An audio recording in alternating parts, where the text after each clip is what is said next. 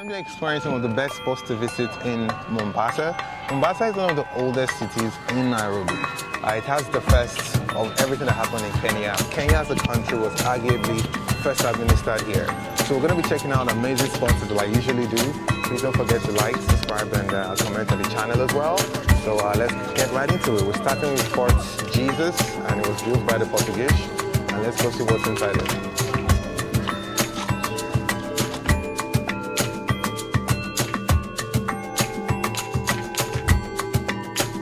Mombasa was an absolute dream come true.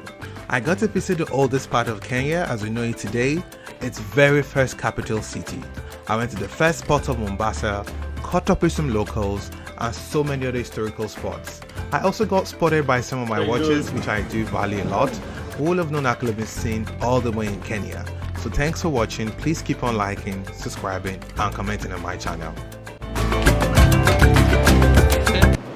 Wow. Season for calamari.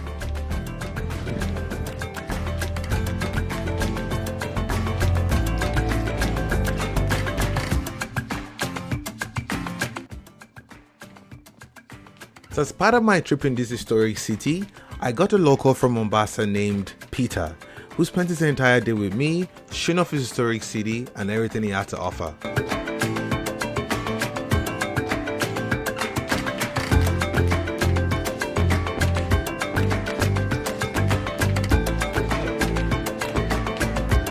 Was built by the Portuguese in 1593, and the main concept of building the fort was to actually build it in the shape of to control the spice route of Goa, India, which for a long time had been monopolized by the Omani Arabs.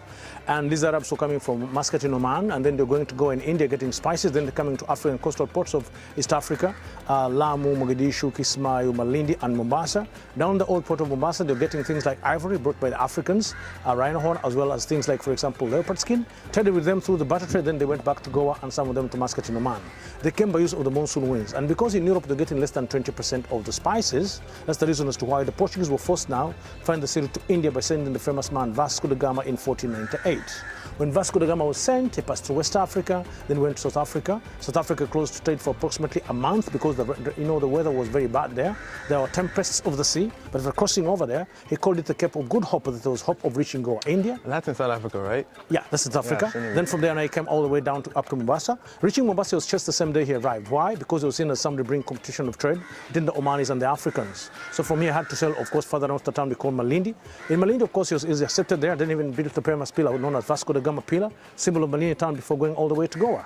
In Goa, he stayed there, collected spices, silk and porcelain, sailed back via Malindi, by past Mombasa, then went back to Portugal, told the king to come and build a military base on the island, safeguard the sea route between Mombasa and the Far East. That is why in 1593, the Portuguese came here well armed, fought strongly with the Arabs. Then they started building the military base called Fort Jesus, and it is called Fort Jesus because it is built in the shape of a cross. So as you see, there is the two arms, the head, the two legs, and the head section from the front. We came here, now currently we are right here, by 4,000 slaves. Carved at a coral cliff, 2.5 acres it is, stayed for 100 years. Omanis from the old town of Mombasa, they came and attacked them over here because of the massive attacks by the Portuguese ships going in and out. Then they took over the Omanis. For 200 years they were here. Omanis left 4 things: married African women, people who are born African Arab, we call them the Swahili.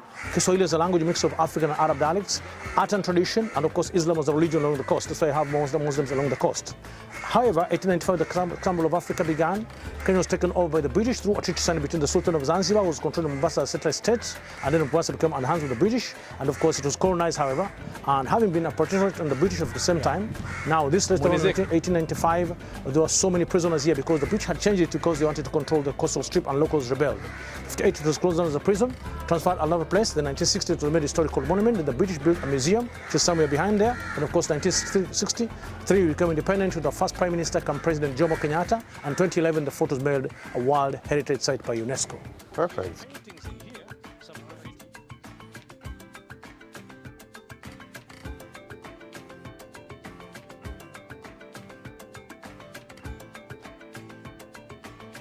It's my first visit in Mombasa, the Fort Jesus. There's anything I've learned here is that there's a lot of foreign exposure or foreign presence in Kenya, pre-Western and arguably Southern Africa.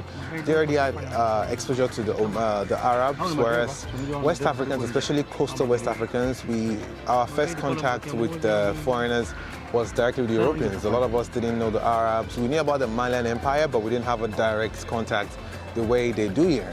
And also Swahili also has strong roots in Arabic language. I just found that out today.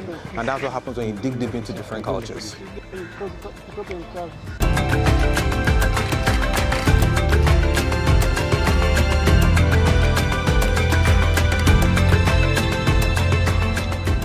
Check now, it's called Old Town. This is the first administrative capital of Kenya as we know it today. I'm going to be discovering the first of so many things that came here, like the first police station, the first hospital, the first of everything. Basically, this is where Kenya was invented or shaped to be what it is today. So let's go right inside. I've got my amazing historian, Peter, who's shown me around. Great guy to work with, well detailed as well. I can tell you for free. It's not oil, it doesn't smell oil. Goodbye to everybody here. This place is going to be demolished. Yeah. Turned to an if it was oil, right? Pot. But now it's exactly not oil. They're just tonight. doing the sewage filter. Just watch. Exactly what happened in Nigeria. All the fancy places, they just took it. Yeah? Yep, nope. If they discovered oil here, all the things would be everybody going here's down. living here. Yeah. To probably pay everybody up. Yeah. And then the first CMS, Church Mission Society of England, the Protestants' house was this building here. And then when the First World War broke out, the Germans were in Tanganyika, modern-day Tanzania, and they came to take Mombasa, the commercial city, from the British. The British were so much frightened to point them. They had to ask Americans for assistance. So Americans opened this building, and then this building became the first American embassy in Kenya. It's called the White House. That's the White House over there. Arnold Cheney was dealing with ivory here. This was the main collection center. And you can see in front of you, you've got Biden relaxing. Jambo Biden. Good. So Old Town is truly an old town. It contains lots of ethnicities and different cultures who are now the modern day Kenyans. Like I said, seeing a lot of Arabic influence is something I didn't expect in Kenya, but in Mombasa I've seen quite a number of Arab people, even indigenous Arabians who live here and have built a life around here and are proud to call themselves Kenyans. British, after the end of the World War II, the building there currently written as Bayern Munich. And below was the place for the slot machines, up was the place for the roulette tables, and right on top was the place for the big man, the boss, the capo. He was staying right on top there, the capo. Here it's a factory for making mats. COVID mask? No, general mats. Okay. And by use of the looming and stuff. The looming stuff.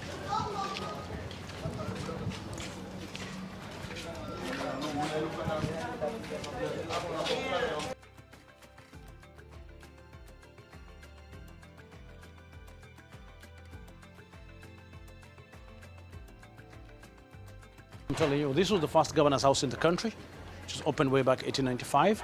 And then if you look at it, the color code and everything, and then when you go further up like that, that was the first post office in the country opened by the British way back in the year 1899. That was 1899. 1899, yes. Sawa sawa. Pale umeachia jamaa Pale umeachia jamaa poa. Per record. There's very little fish remaining. Being a Friday, and Ijumaa is a very important day, Muslim calendar as it is. So most of the fish has already been sold. But you can come inside and have a look. At least you can have a view of the old harbor.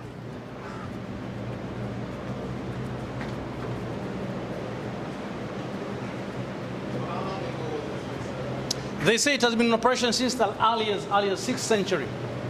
But now this building has been done since 2018. There's calamari here. Well, there's not much stuff today, but of course most of it has already been sold.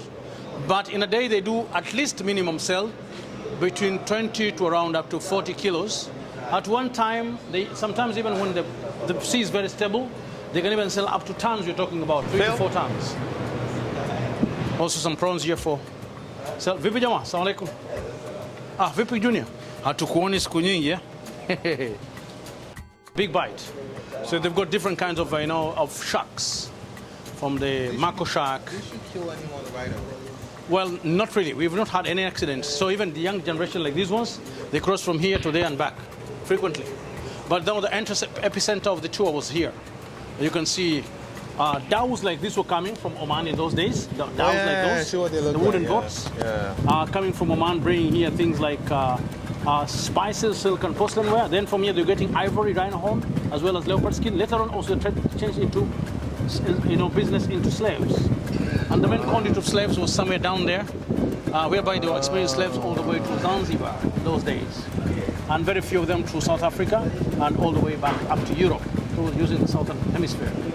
In any case, this harbour, having been around in operation for more than 700 years, it is known that it is still in operation up to now. And we use it for trade between Kenya, Somalia. We bring a lot of dried fish from Somalia, a lot of spices from Zanzibar, and a bit of sugar and tea from Tanzania too. Remember, apart from this old port, the other side is the northern side of Mombasa, known as Nyali area. Yep. And then Mombasa Island, where we are, and the northern side, you are linked up by a bridge somewhere on the corner, where you see, like in the middle where the dhow is right now sailing. It was from that place to that place whereby you had the old bridge. But now the current one is found where you have the tall building under construction, called the New Nyali Bridge.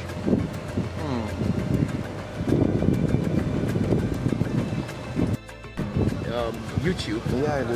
That you went to, you're carrying snakes on Oh, you. yeah, okay, I think you showed me, right? You are the guy. Oh, Jesus, yeah. Okay, just a minute. You're talking about this guy carrying snakes?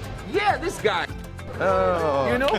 So I know you Hey, go what was around your- Africa and all Maybe that, take this doing snake guy. thing. So I've watched that one where is it in Morocco or Jamaa zako wanakuja we? No, I don't. The one I've done of late is Panama. Are you sure? no, there's some Na roho nzuri sana wewe. Maybe you went to some, like, Wanatusave lakini hapa. Wanatusave zaidi sana. Yeah. Snake. Oh, yeah. and hyenas. Yeah, sure. Yeah, great. Right. All right. That's very good. Let me hide my mask. I was going to bring my All right. son and Well, I got you a good shot with the fish market and everything behind there. oh Oh, great. perfect. This is nice. Fantastic. Let me actually.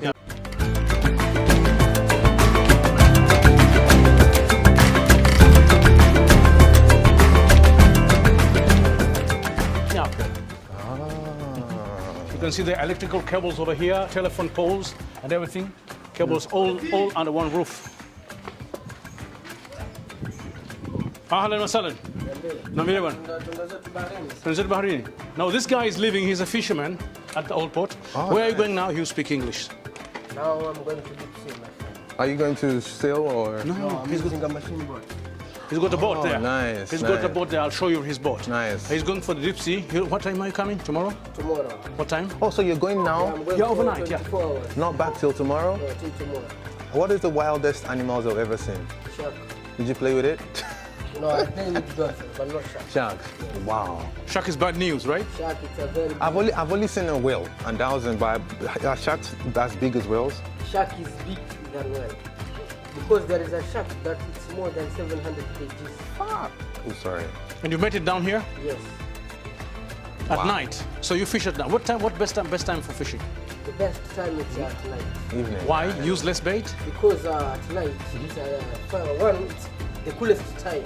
Right. Yeah, for you it's cool. Yeah, The true. second time there is a lot of.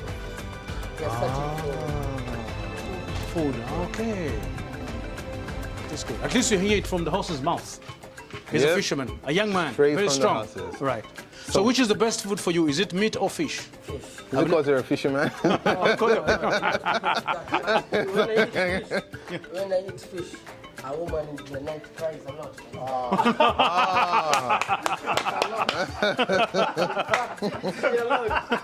Okay, my friend. Thank you so Thank much. you very much. Okay. So that's it. So fish makes you cry. So fish makes women cry. I'm so happy. In fact, I was looking for him because I like his stories. And he's a fisherman, but he's a bit learned. So he speaks very good English. Very good clips. Very few. I know. You're so lucky, man.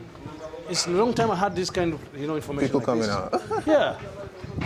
Even having met a Nigerian with a Nigerian, you never know. I said I felt ashamed that I could detect they were Nigerians, and I couldn't. I was like, what? The lady looked very Kenyan, but maybe the guy... Yeah. Exactly. But In fact, the lady, looked I Kenyan. thought she's from either Kenya or Kisii or Senegal. Yes, I thought it was a Nigerian married to a Kenyan. Yeah. So, Oh, she's really... I said, don't I look like one? because there are lots of Kenyan ladies in Nigeria. Oh yeah, you married guys, to Nigeria. you've studied all our women, that's for sure. And you know this story.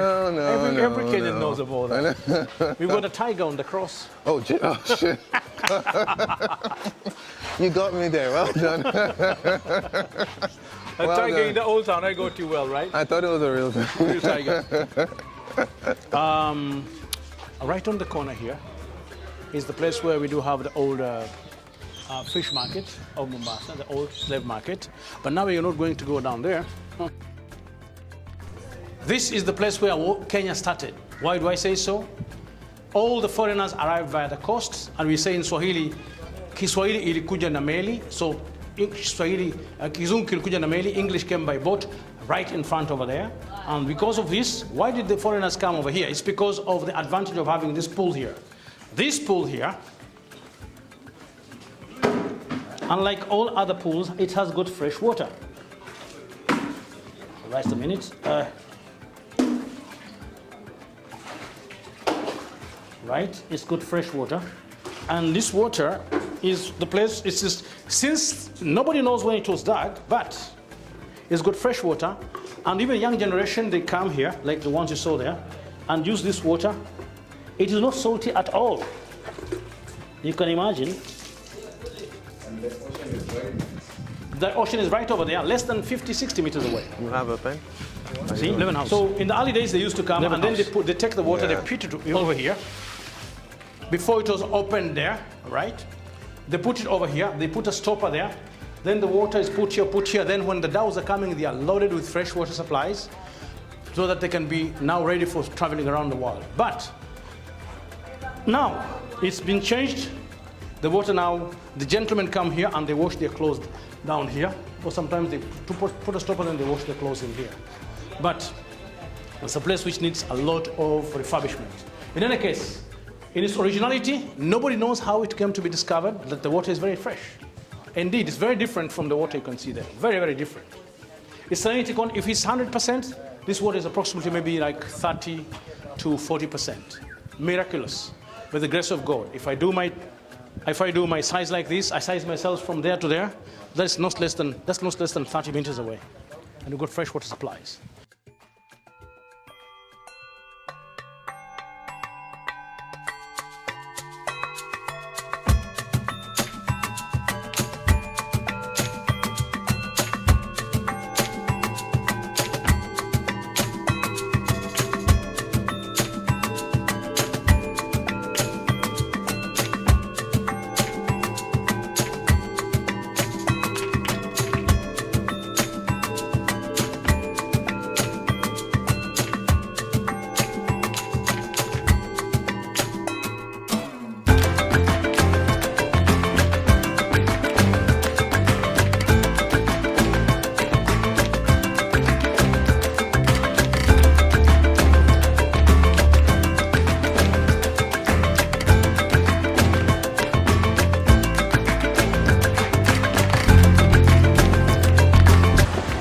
This market was built in 1914, the time of the First World War by the British. Okay.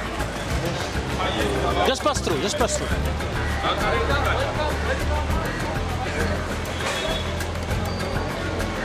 First World War. The difference is that most of the produce is from Kenya. It's open from 6 to 6 in the evening hours, except for other days. Like now, the mangoes you bought are like these ones here, you bought. Okay. The pixies.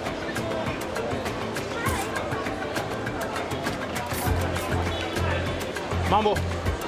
Papa.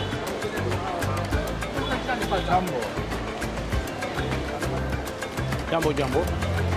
Jambo, jambo. These same varieties, these are different kinds of spices in colored forms. Now, I want you to meet this guy. He's a genius. Mr. Ali, he's from Oman. They're the ones who introduced spices in East Africa. From him, he made the Kenyan lady to be the Guinness Book of World Records champion 2020-2021. This is the guy I was talking about, Mr. Ali. He's very famous in the internet. Mr. Ali. Hello, Mr. Ali. Nice. Take your time, please. Yeah. Go ahead.